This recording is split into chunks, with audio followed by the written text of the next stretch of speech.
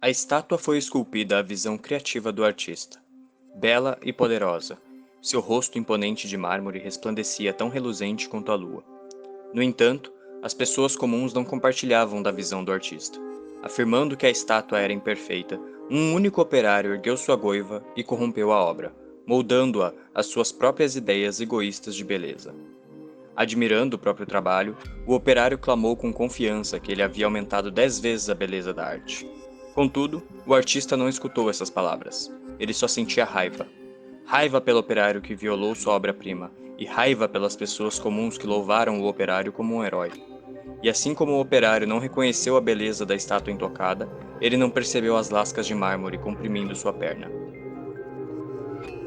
Olá pessoal, essa é a parte 2 dessa minha série onde eu vou contar toda a história de Risk of Rain. Se você não assistiu a parte 1 ainda, pausa esse vídeo, vai olhar antes, porque é uma continuação direta daquele vídeo.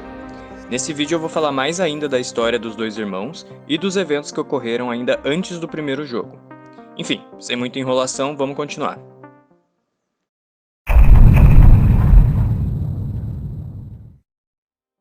Aquele primeiro diário de bordo do início do vídeo é basicamente uma analogia da história toda dos dois irmãos. Mitrix é o artista do hino, e Providence é o operário, com a sua própria visão. As pessoas comuns são as criaturas que Providence salvou e levou para Prettycore 5, que viam ele como um herói. Eu já vou falar mais disso um pouquinho mais pra frente. No diário de momento fragmentado, podemos ver que Mitrix criou o primeiro portal, que são teletransportadores feitos para atravessar o oceano do espaço. O portal primordial no estágio Campina Celeste provavelmente é esse primeiro portal, enquanto que todos os outros são provavelmente os que foram feitos pelo Providence depois. Dá pra ver isso pelo design deles. Lembrando do diário do Bosque Despedaçado, Providence gostava das coisas mais redondas e lisas, enquanto Mitrix preferia ângulos. Fora também que o portal primordial é o único que pode nos levar para o estágio final, a Lua. Com seu novo dispositivo criado, Mitrix tenta celebrar a ocasião com Providence. Ele parece animado e planeja entregar muitos desses portais para algum ser referido como Ela. Parece também que o Mitrix não é capaz de fazer os portais sozinho. Ele precisa do entendimento sobre a alma de Providence para completar os portais. Porém, alguma coisa aconteceu antes desses eventos, alguma coisa que deixou Providence triste. Irmão, está feito. Venha, veja. Olha a lua. A primeira luz brilha radiante do outro lado. Não houve falhas em sua sequência. Viajou instantaneamente. Podemos cruzar o Oceano Negro sem sucumbir a um enjoo se simplesmente não viajarmos por ele. Não é uma luz brilhante de esperança? Apenas suas mãos poderiam ter realizado meu projeto, irmão. Agora eu sinto de verdade que não há mais obstáculos nem força que não possamos superar juntos, com meus projetos e suas construções. Apesar do lamento que sinto por seu coração ainda partir pelos condenados, não estamos entre eles. Há um universo inteiro para nós. Podemos escapar desse planeta, nossa prisão. Se seu coração realmente anseia por salvamento, então, certamente, mais do nosso povo aguarda em outros mundos, presos pelo Oceano Negro. E a eles, podemos oferecer os portais. Quando ela visitar nosso mundo da próxima vez, preciso pedir que ela leve um portal consigo. Dúzias, talvez. Devia estar comemorando comigo, irmão. Mesmo assim, veja que seu olhar sombrio não se esvai. Por favor, leve o portal. Adentre outro mundo. Colhe as recompensas do seu trabalho. Mostre ao universo que é livre. Não suporto vê-lo num estado tão deplorável nessa ocasião tão alegre. Se você insiste, irmão, irei primeiro. Esqueça aquelas criaturas e não demore. Quero ver a alegria em seu rosto. Providence chegou a alguma conclusão, que fez com que ele não seguisse Mitrix pelo portal. Ao invés disso, ele alterou as configurações e trancou o portal, deixando Mitrix preso na Lua. Mas por que Providence fez isso? Algumas teorias sugerem que ele temia que Mitrix fosse ferir qualquer criatura que ele encontrasse pelo universo. Afinal de contas, Mitrix projetava construtos de velocidade, e como ele mesmo dizia, velocidade é guerra. E é também um momento bem irônico parando pra pensar, porque como eu falei no último vídeo, depois que Providence criou a Aurelionita, Mitrix teve medo daquela criação, e por causa disso prendeu a criatura. E agora, Providence prende Mitrix por medo de que outras criaturas fossem feridas por seu irmão. Isso também explica a tristeza de Providence. Ele não queria fazer isso, mas ele tem que fazer, pelo bem das vidas mais fracas. E aproveitando a menção dela, aquele ser que é mencionado por Mitrix, nunca é claramente dito sobre quem exatamente ele estava falando, mas boa parte da comunidade acredita que se trata de Nuka-Hana, uma espécie de deusa da morte ou algo assim. Vamos começar. Qual sua promessa? Em um passado não muito distante, a saúde e o tempo estavam em perfeita harmonia. O amor e a dor, a morte e as lembranças, o grande equilíbrio. Ela vinha até nós. No entanto, agora a desigualdade assola nossas gerações e nossas crianças. Poucos morrem, mas muitos nascem. Tantas almas condenadas foram salvas. Nossa raça presunçosa continua a crescer descontroladamente e sem limites. Já não existe lugar em nosso mundo para a morte, e ela não pode nos visitar. Mas viver sem a certeza da morte? Sem esse contraste, não estamos todos mortos em vida? Tudo mudou, e agora estamos muito perto de jamais viver novamente. Precisamos fazer algo em nome dela, para restaurar o equilíbrio. Vamos mergulhar nos dogmas e exaurir esse depósito colossal que se tornou o nosso mundo. Como discípulos, vamos disseminar a palavra e os juízos dela. Como devotos, semearemos a morte. E se formos abençoados, nos será concedida uma audiência com ela. Que assim seja. E apesar da traição, Mitrix não odeia Providence no começo, mas conforme o tempo foi passando, a tristeza dele se tornou ódio, a tristeza da traição. Eu sei que você pode me ouvir.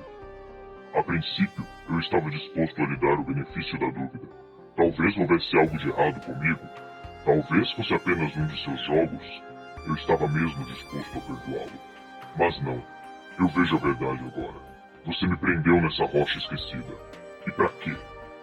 Foi por seus animaizinhos de estimação? As criaturas que você tanto ama? Aliás, é possível chamar de amor quando você chega ao ponto de apunhalar seu único irmão pelas costas? Como você pode fazer isso comigo? Eu, o único que cuidou de você após a morte dela. Eu, aquele que te mostrou como criar. Eu, que ajudei a criar o próprio poder que você usa para convidar vermes e insetos para a nossa casa. Eu, seu único irmão. Como você pode amar esses vermes imperfeitos e defeituosos, mas não a mim, depois de tudo que fiz por você?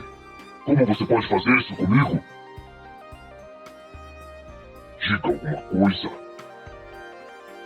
Mitrix permaneceu preso na Lua, observando com nojo, enquanto Providence criava novos portais para salvar as vidas em planetas que estavam caminhando para a extinção. Providence salvou praticamente todos os monstros que lutamos contra nos jogos, e esculpiu o planeta para satisfazer seus novos moradores. No diário de bordo das planícies titânicas podemos ver que os anéis foram feitos para restaurar partes do terreno que fossem movidas ou destruídas. Estou gravando isso antes de esquecer das coisas que acabei de ver. Acampamos na zona beta em uma planície gigante com gramas e rochas. A gente achou que o alcance das comunicações era maior em uma área extensa e plana.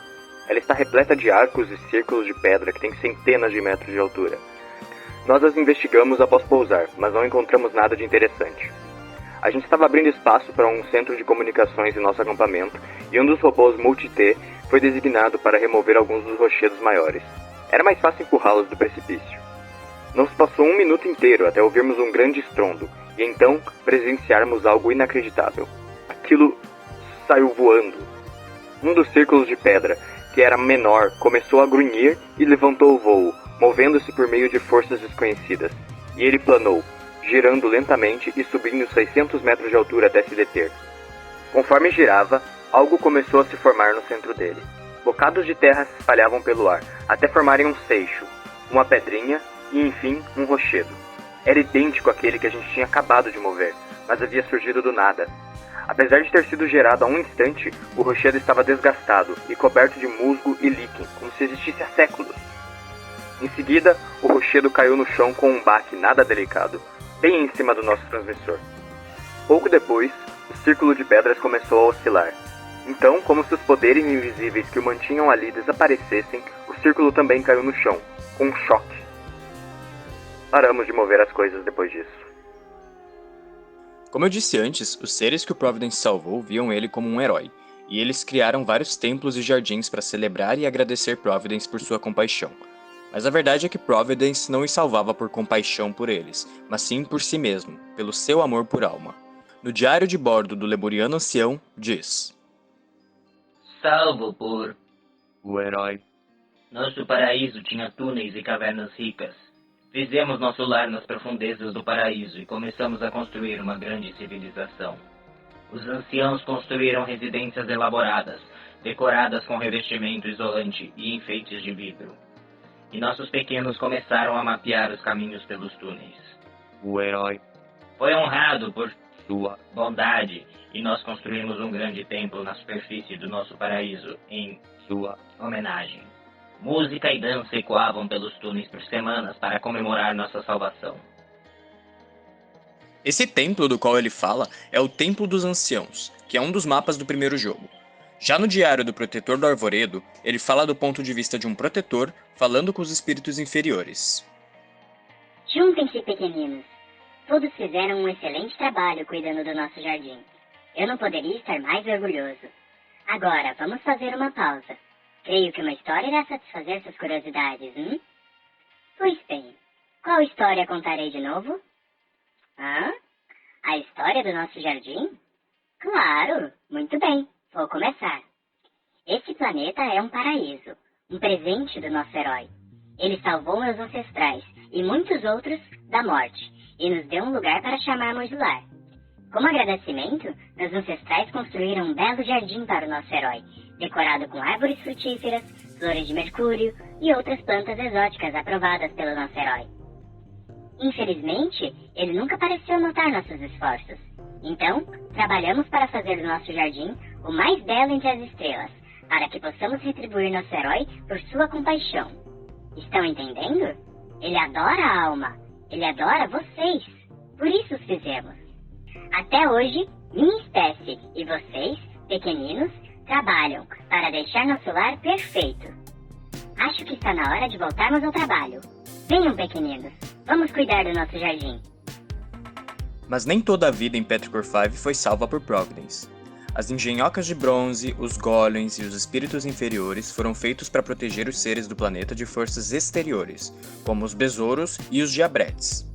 Os besouros aparentemente são criaturas externas de certa forma. Ao que tudo indica, eles foram criados sem querer, pelo alcatrão, ou óleo, dos seres de barro. No diário de bordo do Arqueduto Abandonado, podemos ver uma transcrição de um recuperador de memórias. Dia 0. Pesadelo. Me vejo no meio de um deserto sem nenhum sobrevivente por perto. Eu procurei por recursos, mas logo insetos gigantes surgiram da terra e assumiram posições agressivas. Assim que a quantidade deles aumentou, e a confiança também, eles me atacaram. Ao esquivar dos ataques, escorrego e caio de costas em uma cachoeira de líquido misterioso, que me empurra para as profundezas de uma caverna subterrânea. Eu rastejo para sair dali, e, felizmente, os insetos já não me perseguem.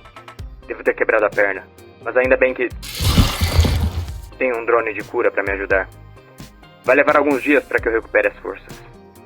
Dia 1. Ainda bem que consertei o drone antes dessa situação inoportuna. Eu certamente teria morrido sem ele. Minha visão está borrada e temo ter sofrido uma concussão. Minha perna está melhorando. Preciso esperar mais tempo. Sinto fome. Dia 2. Meu drone de cura parou de ajudar. Agora ele voa para longe, em direção oposta a mim. Tenho sentido enjoos e uma vontade enorme de vomitar. Às vezes eu escarro líquido negro. Receio que algo esteja muito errado. Dia 3. Meu drone se foi. Eu perdi minha visão. Meus olhos e boca se preenchem com líquido negro nefasto. Estou só. Dia 9.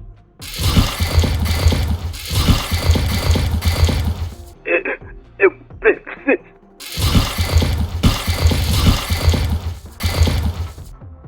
Problema detectado. Esse diário dá a entender que os besouros são na verdade pessoas que entraram em contato com o óleo e se transformaram em besouros. Essa teoria também é suportada pelo fato de que só vemos besouros no segundo jogo, ou seja, depois da queda da nave Contact Light, do primeiro jogo, que é quando os humanos ficaram presos no planeta e provavelmente entraram em contato com o óleo. Já os diabretes, eles vieram de uma outra dimensão, com a intenção de roubar um artefato, porém ficaram presos no planeta, pelo Providence. A grande maioria dos Diabretes foi morto pelo Providence, enquanto os que fugiram se esconderam em um outro plano, chamado de Espaço Intermediário. No Diário do Diabrete e do Diabrete Suzerano podemos ver isso. Desde que chegamos, não faltaram pesadelos para o nosso grupo. Noites longas e eclipses anormalmente frequentes tornam a luz do sol escassa. E para nosso horror, precisamos arriscar nossa vida caçando e devorando a fauna local como criaturas inferiores. O ar é respirável, mas não é uma dádiva. Não dá para escapar do fedor que agora imaginamos ser parte da atmosfera desse mundo. E o pior de tudo, como estamos enfraquecidos, as tentativas de voltar pelo portal foram um fracasso. É um esforço enorme entrar. Espaço intermediário. E não temos forças para ficar aqui até atravessarmos a membrana. Estamos encalhados. E ainda tem o mestre desse mundo. Curiosamente, é quando estamos na presença dele que ficamos mais enfraquecidos. E quando ele nos percebe, não perde tempo em se aproximar. Tentamos matá-lo uma vez, na esperança de que o acesso ao portal fosse reestabelecido, mas acabou sendo um desastre tão grande que, claramente, uma segunda tentativa seria impossível. Se não fosse nossa habilidade de entrar. Espaço intermediário. Momentaneamente, para escapar do conflito, com certeza já teríamos sido dilacerados. Sempre que conseguimos observá-lo sem sermos notados, ele fica ao ar livre, fascinado pela lua. Acho isso um tanto quanto engraçado. Maldito lugar e maldito mestre dele. Tomara que a gente ache um jeito de informar esse sofrimento ao nosso mundo. E tomara que o grande imperador tenha a bondade de vir até aqui e conceder uma morte rápida a essa divindade. Linha aberta. Sua Eminência. Falando. Identifique-se, vadia. Ah, sim. Você é membro do Esquadrão de Recuperação. Seu relatório está atrasado. Encontrou o artefato? Que a missão foi um completo desastre. Não se atreva a usar esse tom insolente. Não me importa. Antes de mais nada, seu dever é para com... Sua Eminência. Todos os esforços são para aumentar seus serviços. Desculpas são inadmissíveis.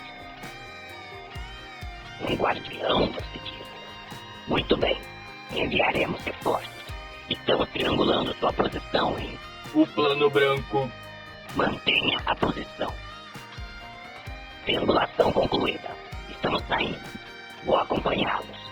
Não só para garantir que seu esquadrão não seja incompetente de novo, mas também para dar uma lição a esse guardião.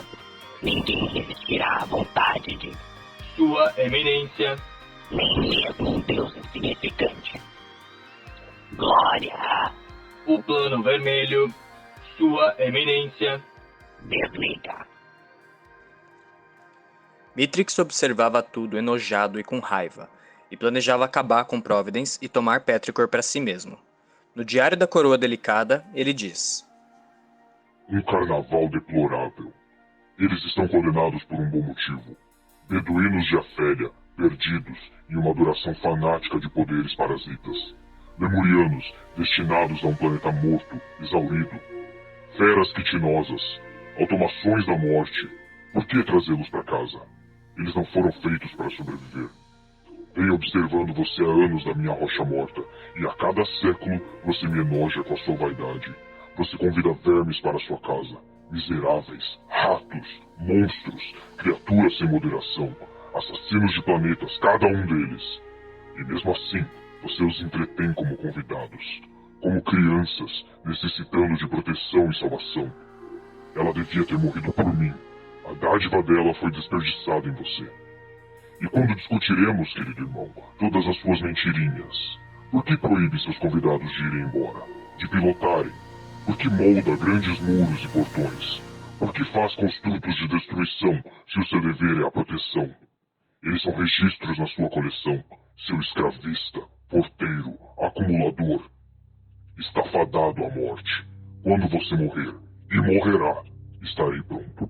Fui paciente por milênios. Esse planeta é meu.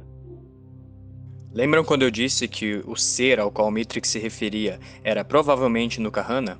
Nós podemos encontrar o esqueleto dela na faceta do pântano, e como o próprio Mitrix disse, ela morreu por Providence, e deu para ele algum presente, mas infelizmente o que é esse presente não sabemos. Ainda no plano dele de derrotar Providence, Mitrix começa a construir as outras quimeras lunares, e ainda usa os seres do planeta como inspiração, os vermes que ele tanto detesta. Ele cria a Quimera Lunar Voadora, tendo como inspiração os espíritos superiores e os Templários de Barro. Movido a almas, claro, como todos os vermes. Vamos começar com fogo. Eixos livres de movimentação. Design maravilhoso. Vou destacar isso.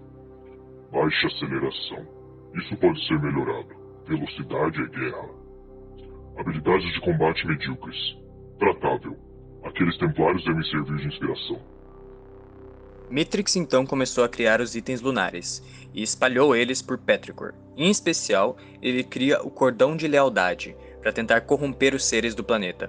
O cordão permitia que os seres ganhassem moedas lunares se eles matassem outros seres, uma recompensa para derramar sangue. E esse plano deu certo, tanto que Providence proíbe o uso do cordão e cria os Poços de Limpeza para se limpar de todos os itens lunares que vinham de seu irmão.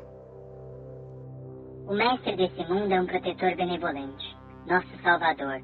Apesar da natureza dos diversos habitantes, ele fez esse lugar ser pacífico. A paz tem um preço, claro. Algumas coisas são estritamente proibidas. Acima de tudo, existe um item que não é tolerado. Possuí-lo significa perecer. Um rosário estranho, pesado e profundamente hipnotizante, que parece falar com quem o segura. Descobri-lo em meio a uma comunidade instaura uma onda de pânico sombrio. Depois que descoberto, não demora até que Providence, o nosso poderoso protetor, apareça como um raio para perseguir o dono e solenemente tirar uma vida que ele jurou defender. Não é a propriedade física do rosário que prova uma resposta tão drástica, mas o que ele representa. É um símbolo, e carregá-lo é uma promessa obscura de acabar com o mundo, de fazer todas as pessoas que viveram seus últimos momentos aqui caírem no esquecimento, tudo em troca do retorno catastrófico à ruína. A inteligência ilusiva e sinistra com a qual esse rosário representa um pacto parece ser conhecida apenas pelo portador, e pelo próprio Providence. No entanto, qualquer um que tenha testemunhado esse rosário conhece uma coisa, uma risada esganiçada e cruel, que emerge enquanto sangue e dinheiro de favores são esbanjados, e é abruptamente silenciada quando o rosário é destruído. Sua origem é desconhecida, mas se encontrar esse rosário, você deve deixá-lo e seguir em frente. Nunca olhe para trás.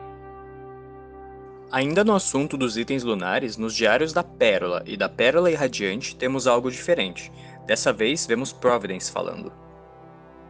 A influência dele é sombria. Essa curiosidade não é culpa sua, mas livre-se dela, imediatamente. Ela será a sua ruína e a de todos que você ama. Oh, que estranho. É diferente das outras pérolas. Não se engane, a influência dele ainda é sombria. Não importa a beleza da sua pérola, ela não vem de um lugar bom. É impossível. Mas como Mitrix conseguiu acessar Petrichor lá da Lua? O Diário do Bazar Atemporal fala sobre isso. Houve um súbito lampejo branco, azul e verde, quando um grupo de aproximadamente 200 salamandras temporais irrompeu das paredes da oclusão e entrou no turbilhão. Elas começaram a relaxar quando voltaram ao seu habitat natural. A correnteza do turbilhão era forte, mas elas eram muito mais. Usando teias magnéticas, as salamandras se impulsionavam a uma velocidade surpreendente. Elas nadavam graciosamente e sem dificuldade. Todas, menos uma. A 50 metros atrás do grupo, uma salamandra solitária se esforçava para acompanhá-los. Com uma deficiência na pata esquerda, que era atrofiada e torta, ela não era tão capaz quanto seus irmãos e irmãs. O grupo ignorou seu esforço e continuou a descer a correnteza. Pouco depois, o grupo desapareceu de vista e ela ficou completamente sozinha em meio à escuridão do turbilhão. Lentamente, um sorriso começou a surgir no rosto da salamandra cega e desfigurada. Finalmente. Seus irmãos não sabiam, mas ela conhecia um lugar secreto ali perto e não queria que descobrissem. Ela mergulhou profundamente entre duas rochas e entrou em um túnel longo e escuro. Ela atravessou o túnel e emergiu do outro lado. Comparado ao turbilhão estrondoso, esse lugar era absolutamente silencioso. Seu sorriso ficou ainda maior. Uma poça. A tensão no corpo da salamandra começou a desaparecer. Foi um longo dia, e ela precisava mesmo descansar. A poça era totalmente isolada da correnteza do turbilhão e do abuso do grupo. Ela começou a flutuar pela superfície. A salamandra já esteve aqui várias vezes, mas se apaixonava cada vez mais por esse lugar. Sua mente vagou até seus experimentos. Parecia que estava perto de fazer uma descoberta com algumas das suas infusões. Com a mente ocupada, ela não percebeu que algumas mudanças aconteceram desde a sua última visita. Ela não percebeu que o nível da água estava um pouco mais alto e mais quente. Ela não percebeu que todos os peixes voadores haviam sumido. Ela não percebeu o brilho azul. Ela não percebeu os braços longos e pálidos erguendo-se das profundezas. Ao que tudo indica, o coitado do Newt foi sequestrado pelo Mitrix. E não é bem claro se ele foi forçado ou se eles fizeram algum tipo de acordo. Mas de qualquer forma, os altares de Newt foram espalhados por Petrichor, e os habitantes do planeta agora podiam viajar para o bazar, pegar o cordão e ganhar moedas lunares. Bom, esse vídeo vai ficar por aqui. Eu acho que com isso encerramos toda a história do que aconteceu antes dos jogos, e no próximo vídeo eu vou falar sobre o que acontece no primeiro jogo. Se eu tiver esquecido alguma coisa, talvez eu faça algum vídeo adicional ou eu só comento no próximo vídeo mesmo. Enfim, se gostou deixa o like, se inscreve para ver as próximas partes e até a próxima. Falou!